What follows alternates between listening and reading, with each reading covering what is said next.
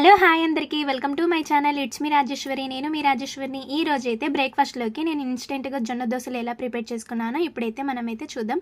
ముందుగా అయితే మనం ఒక మిక్సింగ్ బౌల్ తీసుకొని దాంట్లో తగినంత జొన్న పిండిని అయితే యాడ్ చేసుకోవాలి. జొన్న పిండి తీసుకున్న తర్వాత మన ఉప్మా రవ్వ ఉంటుంది కదా, సన్న రవ్వ, ఆ సన్న రవ్వను కూడా ఒక గ్లాస్ తీసుకొని జొన్న పిండిలో అయితే వేసుకోవాలి. ఇలా వేసుకొని ఈ రెండు బాగా కలుపుకొని నీట్గా మనమైతే తగినంత సాల్ట్ వేసుకొని వాటర్ పోసుకొని దోశ పిండి ఎలా కలుపుకుంటామో ఆ విధంగా వాటర్ పోసుకుంటూ ఈ పిండిని అయితే అలా కలుపుకొని మనమైతే ఈ పిండిని ఒక 20 లేదా 15 మినిట్స్ అయితే మూత పెట్టేసి పక్కన ఉంచేయాలి. అలా బాగా నాననివ్వాలి. ఇలా 15-20 నిమిషాల తర్వాత మూత తీసిన తర్వాత మనకైతే పిండి ఇక్కడ మంచిగా నానింది కదా.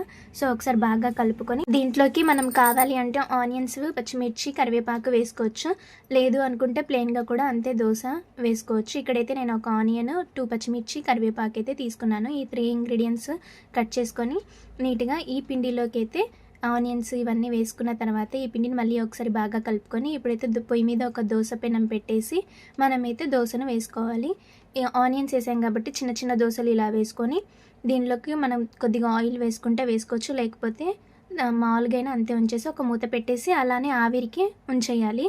ఈ తర్వాత ఒక 5 మినిట్స్ తర్వాత ఇట్లా ఆవిరికి అయిపోయిన తర్వాత దోశ అనేది ఇలా నీట్గా వచ్చేస్తుంది. అటు ఇటు 2 సైడ్స్ బాగా కాలిన తర్వాత ఈ దోశని అయితే ఒక ప్లేట్ తీసుకొని ఒక ప్లేట్లోకి అయితే సర్వ్ చేసుకోవాలి. నెక్స్ట్ దోశ కూడా అలానే వేసుకొని మూత పెట్టేసి ఆవిరికి అలానే ఉంచేస్తే చక్కగా మనకైతే దోశలు అయితే వస్తాయి. ఆయిల్ లేకపోయినా నీట్గా వచ్చేస్తాయి. ఇలా జొన్న దోశలు అయితే చాలా బాగుంటాయి టేస్టీగా. మీరు కూడా అందరూ ఒకసారి ట్రై చేయండి. మీరు ఎప్పుడైనా ఇలా ట్రై చేశారా? ట్రై చేస్తే కమెంట్ చేయండి. టేస్ట్ అయితే చాలా బాగుంటుంది.